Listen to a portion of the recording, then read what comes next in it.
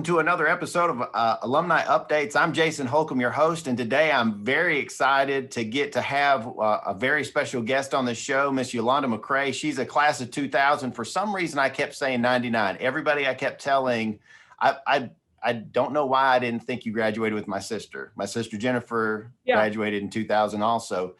But for people who aren't aware, Yolanda was a fantastic athlete, softball player who went on to play at the collegiate level and now is an assistant coach with the University of Arkansas after a bunch of stints at a variety of other places. So Yolanda, thank you so much for joining us today. No, my pleasure. Thanks so much for asking me. It's been a while, and you know our lives kind of go past us without us even knowing it. So it's funny to be in this spot right now. But thank you for having me. Appreciate it. Well, before we get started, I have to say that your personality does come out in your tweets because, I had to do some research before we got the show rolling. And so, you go to people's social media now to do all the research. And Sure.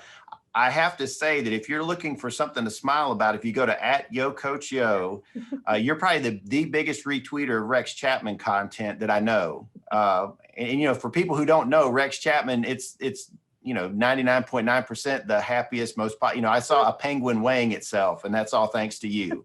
Yeah. He has some really great tweets. He's a great tweet string cleanser, timeline cleanser. So I love looking at his stuff and spreading it. So yeah, I appreciate it. Well, one thing that I've known about you pretty much your entire life is you've always been a very positive person. You always seem to come at things from a very positive perspective. What do you attribute to that? Well, a couple things. My parents, my faith. My parents have been instrumental in my development. They've always been with me. I say they're the best parents on earth of all the parents on earth. But I'm a little bit partial. But just my upbringing. One of the things that in my life I've carried with me is one of the things my dad told me when I was really young is just to always have a great attitude. And I think literally just having a great attitude has got me to where I am right now. But their influence, and then also just my faith in general, has a profound impact on kind of who I am as a person, and just kind of how I am, I guess. But just being surrounded by great people. I love it. And one of the things that I love too is your walk really speaks to keeping that positive outlook, because there are a lot of opportunities where you could have stepped away from something that you loved, being softball, and said, well, this is too hard. This is too much. This isn't, like we'll talk about in a little while, this isn't paying anything, which, obviously money is important for paying bills and stuff, as my oldest is learning every day. But you started your journey with a Lady Irish softball juggernaut. People who aren't familiar with the history of Lady Irish softball, we won back-to-back state championships in the 90s. And I still argue that group of young women is probably the most talented group of young women who have ever participated in athletics at Dublin High School, period. And the thing about your career is you're in the middle of it, but you're kind of in the middle and at the end too. So in some instances, you're having to learn and grow from some of these people. Talk about that time on the softball team and being part of, I could go through the whole list of people. I mean, every one of them were not just great athletically, also academically, and just good people. Talk about that experience and what that did for you in shaping you. Yeah, that's really interesting how that all kind of came about. There was just a cluster of just women that loved athletics. I mean, gosh, whenever I was a lot younger, I moved here. I moved to Dublin from Mount Vernon, Georgia, when I was in the first grade. And so I was introduced to softball probably when I was around a little bit later than most, probably when I was around like 8 or 10. And there was just already a group of girls that just loved athletics and loved playing. And I grew up in a neighborhood where it was all boys. I was the only girl in the neighborhood. Clint Thomas, Daniel Thomas, Nathan Thomas, Stuart Thomas lived one house down from us. And so Coach Thomas was my PE coach. And so I would just play with all the boys in the neighborhood. And it got to a point where my parents wanted to put me in organized sports. And there was just a foundation there already. But I was just really, really lucky. I was I was always the younger one of the group. Even with the athletes in my class and the girls that I graduated with, I was a little bit younger. I started school a little early, I think. but the McClendons as well played a profound impact on that, and them having a bunch of children, and Natalie McClendon being an athlete as well. And so just kind of growing up in athletics within my neighborhood and kind of our friend group. But then also, again, the people ahead of me, I think that's why you think I graduated in 99, because that's when JJ Yeah. and Shannon and Colby and all those guys graduated. So those are always the ones that I rode with. So I was just lucky to be, I don't know, just the right time, and my parents moving to Dublin, but there was just the infrastructure there of athletics and girls, and Spook Spivey also with the Oh, yes. recreational department. Like, it was just a really well-run program, and I was just lucky enough my parents found out about it and put me in it. But I don't know, there's just something about that time. I don't know what it was, but I guess I'd say that it was the Lord. But yeah, just a group of people that came together, and we all grew up together, and it just was just kind of a time period where women's athletics were pretty big deal back then. So yeah. I loved it because you guys competed for everything. I mean, you We were competing did. for championships and everything. It didn't matter if it was golf, track, Yeah. tiddlywinks. Every time you turned around, we had a cheerleading squad that was fantastic. It seemed like, and to me, I love seeing, especially now that I have 3 daughters, to see young women excelling and showing. I mean, because the fact of the matter is, for people who don't realize, all that time you spent playing around boys, I remember watching you playing pickup basketball. You were not afraid of anybody, boy or girl. Yeah. And to me, that's important for young girls and young women to realize that, hey, it's all about the skill and your effort and all that work that you pour into it. Don't Yeah. allow anything, whether, because I'm a lot taller than you, but you could shoot a Yeah. ball. So Yeah, unless sure. I defended you appropriately, you're going to score on me. So, Yeah. getting away from some of those false narratives that may have existed, especially back then. I love seeing that now, where these young women are just, doing unbelievable things, dunking basketballs like never before and everything else. But, you talked about Coach JJ. Obviously, for people who aren't familiar with Coach Jessup, she's the PE coach and current softball coach. What's something funny about Coach JJ that at the top of your head, that if you thought about it, that you'd like to share with everybody, that's something that you can share with everybody? Okay, so I mean, she was the pinnacle of athlete in our area her entire time that I've known her. And so for me, I was a really, really shy kid. And I met her when I was in 7th grade, and just became friends with her, and then became friends with all of her friends. And for me, I love basketball. Basketball was my favorite. And just kind of got pulled into softball because of her. But she is literally one of the most dedicated and annoying people I've ever met in my entire life. I've discovered throughout my collegiate career that I'm a little lazy. And it's kind of weird because I was also a psycho for working out, but I've learned that if it wasn't for JJ, I would not be where I am right now, because she would drag me. We worked out, we hit, we took defense, we lifted, and we ran every single day, including Thanksgiving and Christmas. She would not let me say, I don't want to go. And she'd say, I'd have to go. And so we'd go to the field to practice. I remember middle school, we decided one day, we're going to see how long we can play basketball. And we literally played basketball from 8 a.m. to like 8 p.m. one night, just to see how long we could do it. But she's hysterical. I mean, she's one of my best friends. She's literally the reason that I am where I am today, because again, I did not like doing all those things necessarily, but she'd always pull me out, and I wanted to be the best, but I always needed somebody to motivate me, and she was fantastic at it. So yeah. And she's got that, for people who aren't familiar with her, she's got a personality that she can poke at you and be laughing at the same time. Yeah. And so, that for some people, they may take that the wrong way, but for me, it's hilarious. I love whenever she'll be talking to the kids on the softball field, she'll be saying something that has a lot of meaning and power, but she's saying it in such a way that you can't help but laugh at the same time. Yeah, she's the queen of roasting people. She just, I mean, but that was just our whole crew. Like we had a great time, and we weren't afraid to making fun of each other. Just funny. I mean, she was like that in college too. She played at Mississippi State, and I transferred in from Georgia State to go to Georgia. And one funny story was, I had this stuffed animals. Alvin and Chipmunks was my favorite whenever I was a kid, and I would travel with it. I was obsessed with it. I was in college and still obsessed with this stuffed animal. A little bit embarrassing, but it's I am who I am. And so I was obsessed with it when I was younger in college, and I traveled with it. So we went to Mississippi State, and I left it. We were on I don't know if it was spring break or not, but it was a pretty long trip. We went to Mississippi State. And then from there, we left to go to Kentucky. And so I left Alvin. Oh, no. He literally is old. I got him whenever I was 1. So he's as old as I was at that point. So I'm, I guess, 20 years old. I don't know. And I left him at the hotel in Mississippi State. And so I called Jennifer, like we were on the road, and I called her the next morning. I was like, hey, oh my gosh, I left Alvin at the hotel. Could you go and get him? And she's like, yeah, sure. Absolutely. So she got him, and then we ended up seeing them in the SEC tournament. And so oh gosh, she's the worst. She had him. So Alvin, I know if you watch Alvin and Chipmunks, he just has a shirt on. That's it. Oh yeah. Just that capital A on it. Yep. So she hung him from their dugout for the entire game, and they taped underwear on him and just hung him from the dugout the entire game.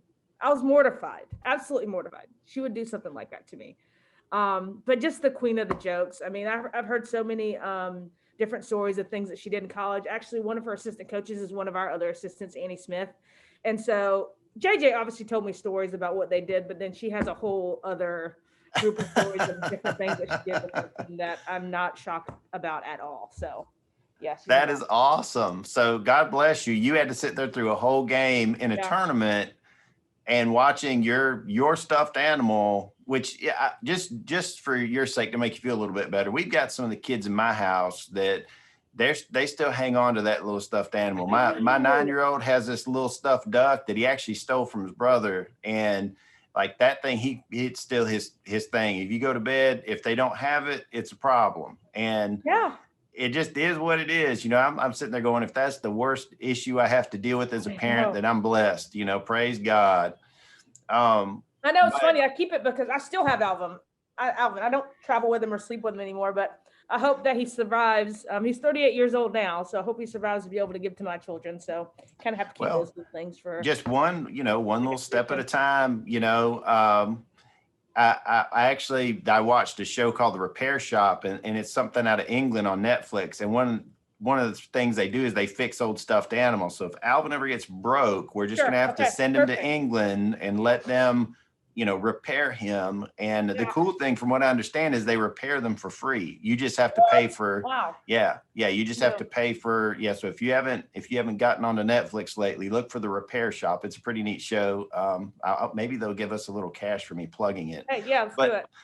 But, when, it's clear that softball and sports played a big role in your life, but I know it wasn't just that inspired you. There were other people and opportunities. What were some of the classes, teachers, you talked about Coach T for a second, that poured into you and helped you become the Yolanda that you are today?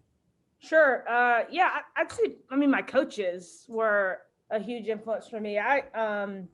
School was always really difficult for me, really, really hard. And so I think sports for me were a huge motivation to excel in the classroom, just because it was just really hard for me. It wasn't because I didn't try, it was just hard.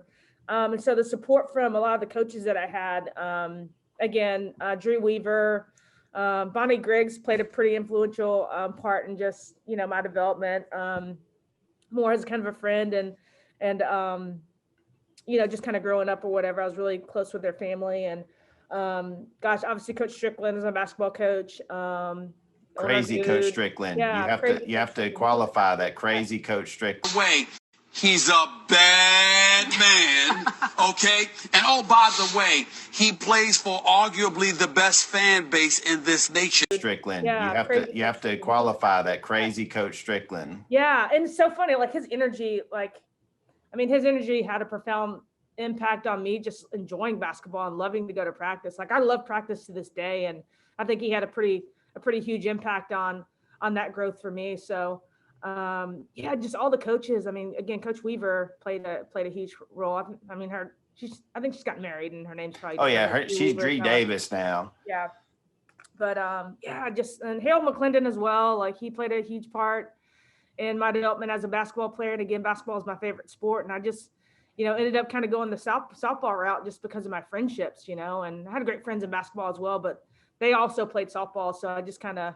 went that Yeah, route that's or what I was gonna whatever. say. But Like y'all did everything. Y'all were, I mean, like y'all had your little group that just, I mean, y'all, like I said, y'all were good at everything when it came to athletics. There was just no, it just blows my mind every time I go to looking through the yearbooks. I'm like, geez, like, yeah, you know, like, and knowing y'all's attitudes, I'm like, if y'all were playing today, y'all will be killing some people because, you know, yeah, that, you know, we thankfully this year, our women's basketball team is doing phenomenal. They're the #1 seed in the region and they're going to do some great things in state. But I just think about like y'all had some killer instincts on some sure, things. And it's kind yeah, of hard. It's hard to describe to people when you have that.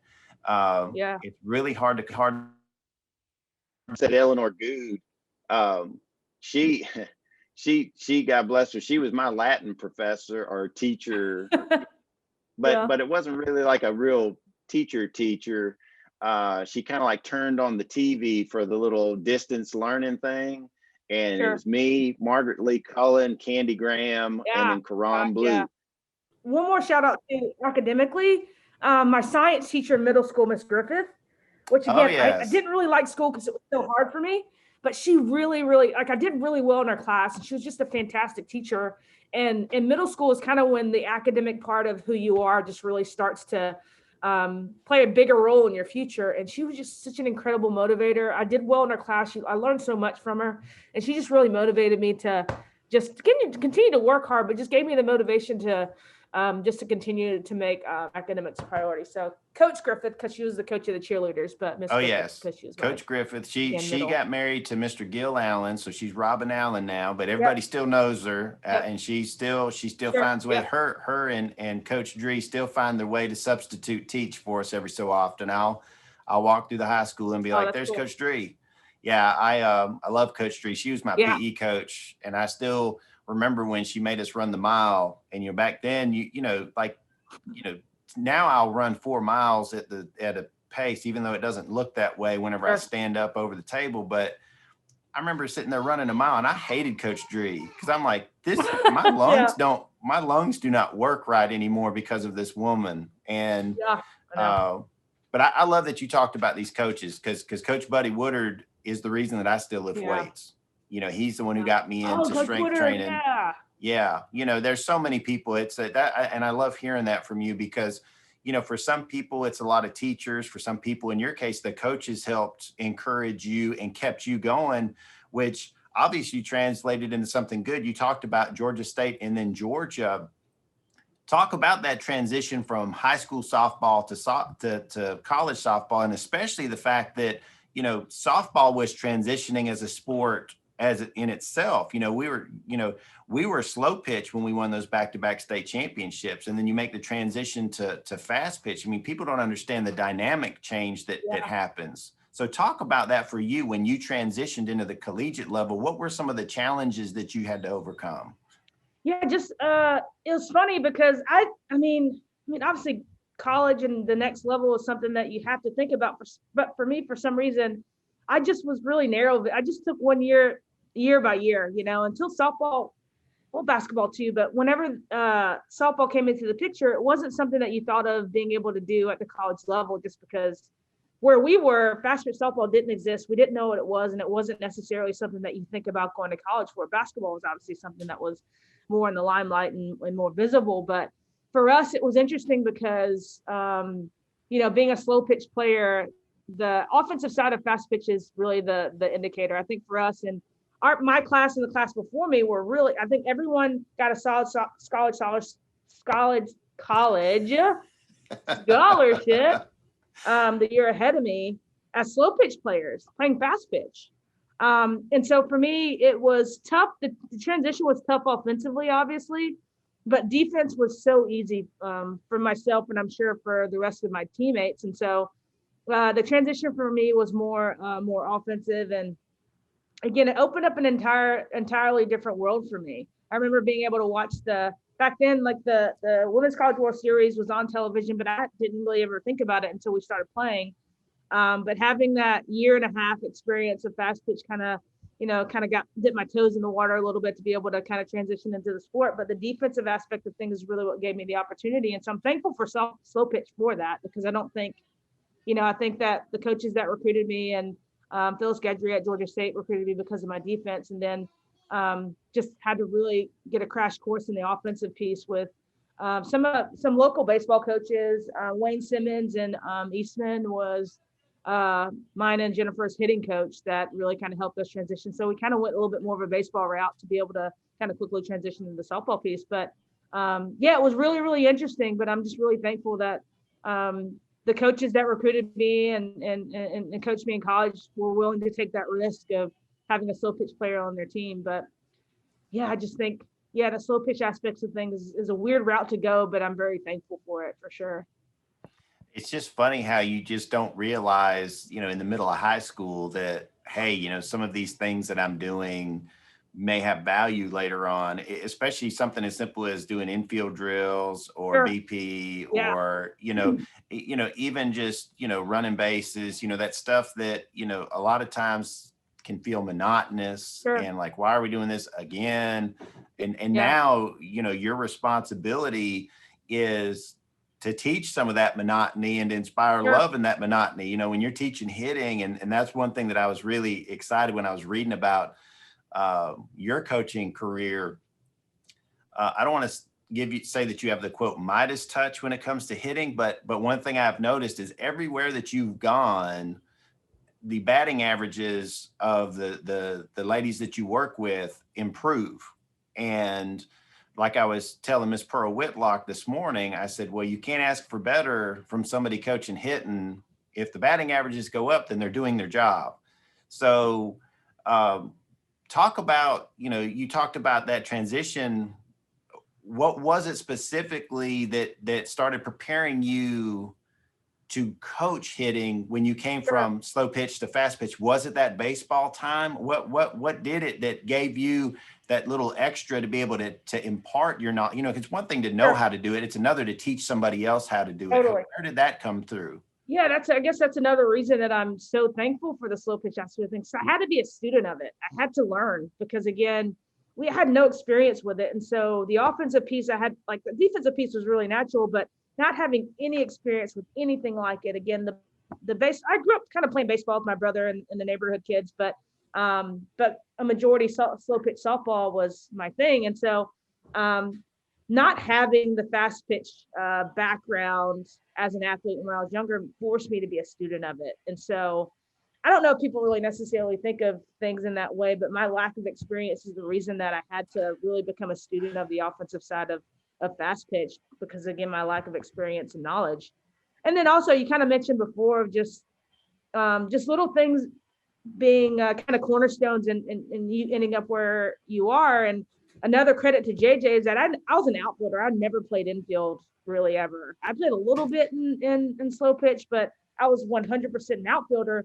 But with her, she was a shortstop. And so in order for her to get the reps for double plays and things like that, I took reps at second base just to be able to feed her and for her to get this.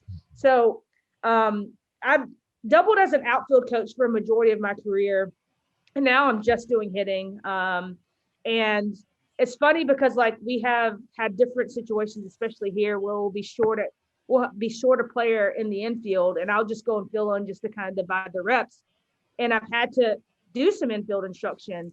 And my lack of, I didn't ever play in the infield, but that practice helping my friend has been an instrumental part in me being being able to instruct defensively in the infield. Again, I wasn't an infielder at all. So it's just funny how being lacking in something has just played a huge role in me being able to do the things that I've done right now. But I just think literally just having to be a student of different situations and different aspects of the game has forced me to kind of dive into it enough to be able to teach a lot of different ways and different concepts. And I think for me also, I had to, again, not really having the background, I had to learn to speak a lot of different languages and learn a lot of different philosophies to kind of see what fit for me as an offensive player. But then I think as a coach, it's just really, really important for you to be able to say the same thing a lot of different ways and just be open to a lot of different styles and philosophies. And we don't have cookie cutter hitters here. I do my best to form hitters based on their style and help them become the best versions of themselves. Like there are a few things offensively that you need to do to become an elite level hitter. But when it comes to some of the style things, I just think that, it's important for you to have a lot of different tools in your tool belt. And again, being not a very good hitter, because I wasn't, you look at my stats, I wasn't a great hitter. I batted like 230 for a career, which is not great. But again, it forced me to have to learn a lot because I wasn't very good. So. Well, one thing that we talked about in the pre-show that I wanted to hit on is the fact that not everything comes free and easy. And you kind of spoke to that just a little bit now. But when you started your coaching career, you were a volunteer assistant. And for people who aren't familiar with volunteers don't get paid, which is important when you become a grown-up. You have to have money to live. But in your case, at the University of Georgia, you were a volunteer assistant. What makes somebody say, I'm going to go volunteer? There's no guarantee of anything for me. I may get a t-shirt out of it, but that may be about it. But what was it in you that said, I need to do this and I'm going to see where this takes me? Yeah, my years as a volunteer, because I had 2 different stints at Georgia as a volunteer, were and are the most important years of my college coaching career. And that for me, I just, again, needed to learn. At that point, I had, a few years of fast pitch experience. I knew that I wanted to get in coaching. I didn't know that I wanted to do it at the collegiate level, but I knew that I needed to learn more. And I think when people see that you have the passion enough to do it and have to grind for it and not get paid for it, I think it shows a lot of character, and it shows people that you really want it. And when people see that you have the passion, the heart for it, they're willing to help you get where you want to be. And I give Coach Harris-Champer so much credit in my growth as a coach and me being where I am today, that she'd take a chance on me, first to be able to transfer in, but then 2, to have me on her staff in 2 different stints. But yeah, there's just so much of the process of grinding, which again, kind of referenced it with me learning to be a hitting coach. There's just so much of the grind and the hard work that get you to where you are, and things not being necessarily easy, and really fighting to be able to put food on the table and have a place over your head. But those years were just instrumental in me being where I am today. And I'm here as a result of standing on the backs of a lot of really great people. It's as simple as that. A lot of people that have supported me and have taken the time to teach me. And but I think that my first year as a volunteer at Georgia was huge in that, there's no reason for me to be there. I just didn't think that it would be something that would ever happen. Also was an intern with FCA. And so I would be around the campus and helping out different teams. I was like kind of a chaplain for the basketball team and the softball team specifically. And Coach Champer just asked, she's like, hey, would you like to be our volunteer? Like, we would love to have you. And I said, absolutely. And so she took a chance on me there. And then I had a few more years after going to Georgia. I got hired at Georgia Tech under Sharon Perkins, who was my assistant at Georgia, which was another great time of her taking a chance on me as well, because I had no experience. It was her first time being a head coach, and her hiring me. But having a few more years of experience. And then when I was at Virginia, my head coach retired, and I had a few job opportunities out there, but I knew I just wanted to continue to learn and be in a situation where I could just grow as the coach. And so declined some of these paying jobs to be able to be under Coach Champer again, and be a volunteer. So I went again from paying jobs for about 6 or 7 years, and then called Coach Champer and asked again if would you be willing to have me on your staff again as a volunteer. And she did that for me. And it's, again, one of the most instrumental years in my career, because I really was able to kind of hone what I believe offensively. And Jerry Glasgow, who's currently the head coach at Lafayette, had a huge influence on that as well. But again, I just think that putting yourself in a position where you have to grind just grows your character and shows people that you love it, and just puts you in a position where people will back you a little bit more. So I'm thankful for those times with no paycheck. It's again, I suggest it for anybody. If you want to get into this job, be a volunteer, be a grad assistant. It just makes you work hard, and it gets you where you want to be, for sure.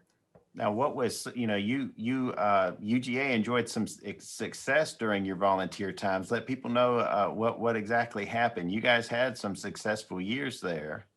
We did. We were able to, so my junior year, we won the preseason championship, and then my volunteer year, we won a conference tournament, which was the first time of both of those things. And again, it's a result of great coaches and people that I looked up to. Were obviously I played for Coach Champer, but then in 2014, being able to win that championship was fantastic. But again, like her leadership, just the players she was able to recruiting's everything in this game. We were able to do some really good things. I mean, we got our heart broken in our regional, our super regional versus Baylor. Just came in and broke our hearts, and so our season ended a little bit early. But again, that experience was fantastic. That was my second time being in a super regional, so again, a lot of great experiences, and that was a really, really good team, a really, really talented team that a lot of them are coaching now. So I was just thankful to be a part of it for sure. It's got there at the right time, I think. Well, it seems like you're at Arkansas at the right time too, and I know Sure. that your head coach is somebody that you've coached with previously, and talk about some of the strides that the Razorbacks are making. I think you guys were like top 20 last year in that weird season. Last year's kind of just a straight asterisk because of everything crazy with COVID, but talk about some of the things that you're doing now that you're building and some of the things that you're looking at for the future of Arkansas softball.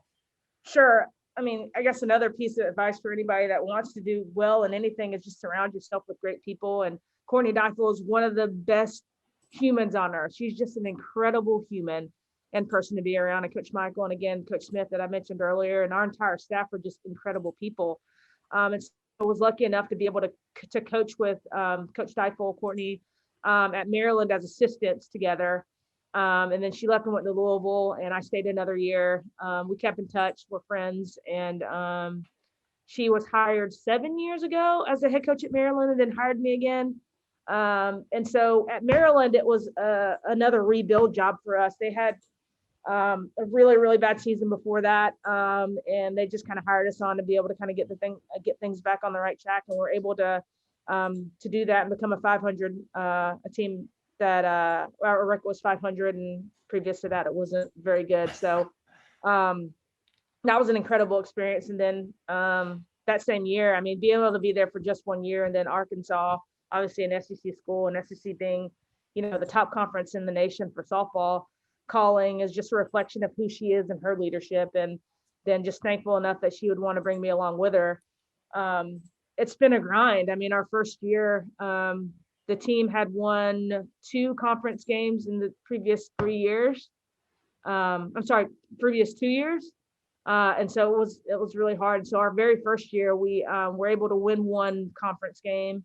And we did just slightly better than the year previous to that. But then the next year, we really saw a ton of growth, and that we were able to become a ranked team, ranked nationally, make it in the postseason. We haven't really looked back since then. But again, it's just the combination of being able to work with a lot of great people, but our team and the players that we have on our team and the women that we have recruited here are just great people with great hearts. And so our growth is completely attributed to them and their willingness to take us on, and just kind of follow our lead and believe in our vision. But this program's going in the right direction. And again, it's because of Coach Deichel's leadership, but we're poised to have another great season this year. We're currently ranked 16th in the nation.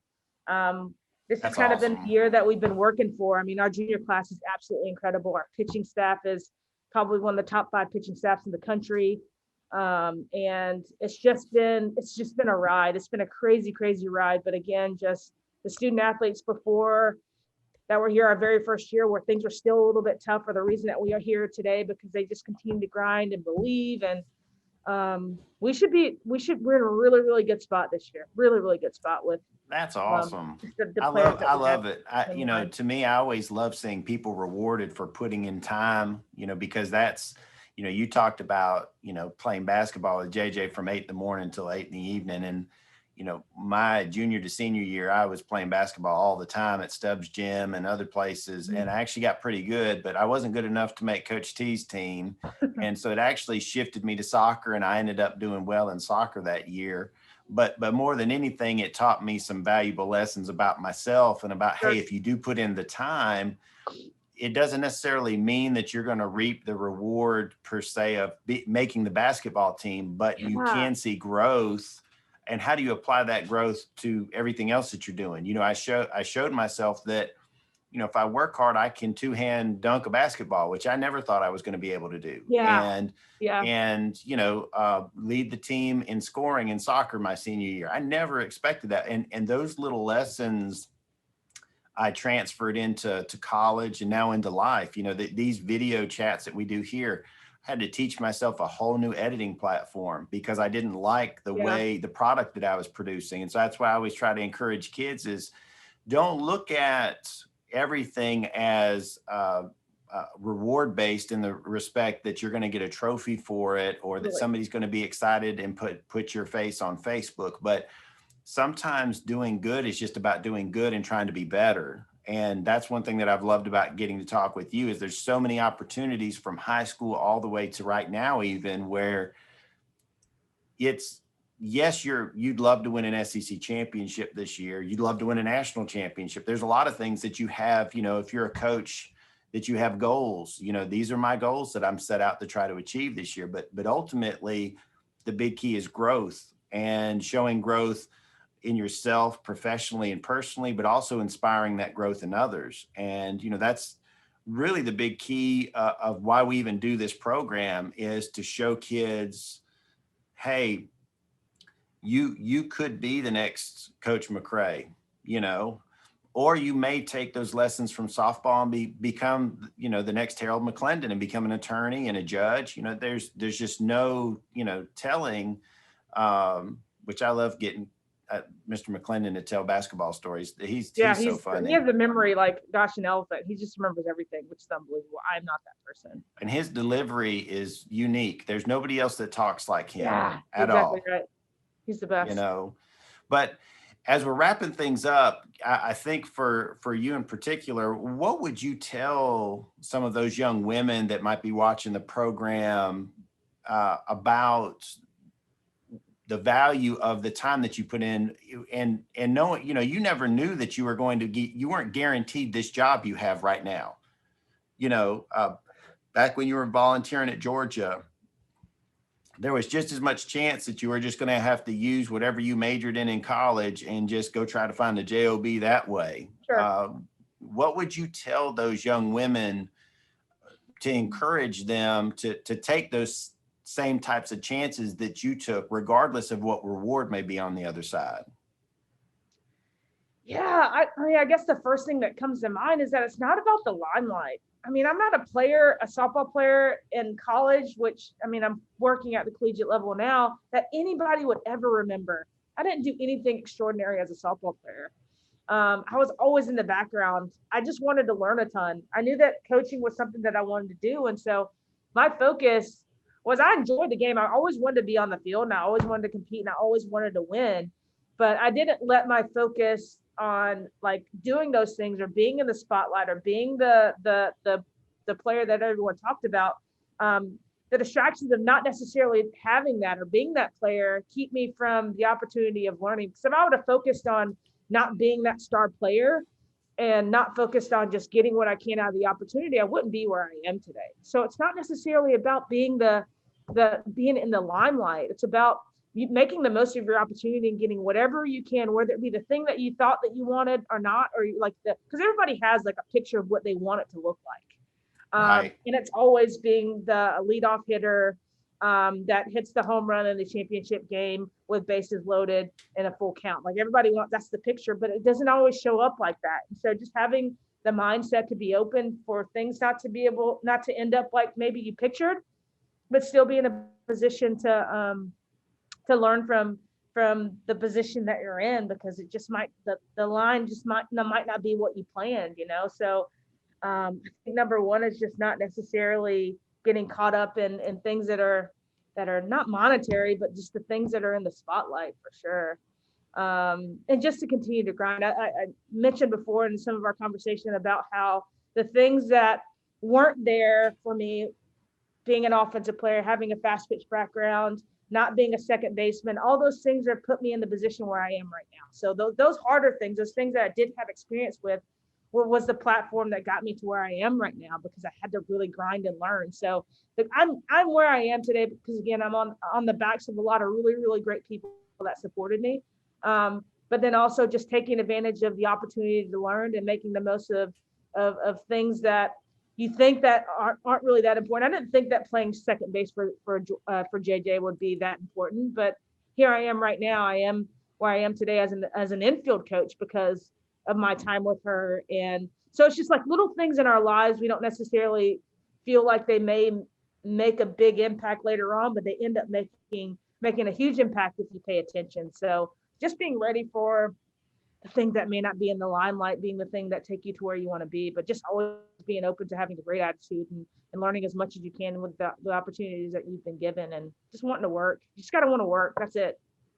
Really wanting to I love work. that. Just got to want to work. Yeah, I try to explain that to some of my own children. I said sometimes, as my wife says, you gotta just eat. You swallow the frog, I think is what she calls it. You know, say you nobody wants to eat a frog, but if there's a frog in front of you and you have to eat it to get to the next step, sometimes you just got to deal with it and eat it. Yep, just got to eat it for sure.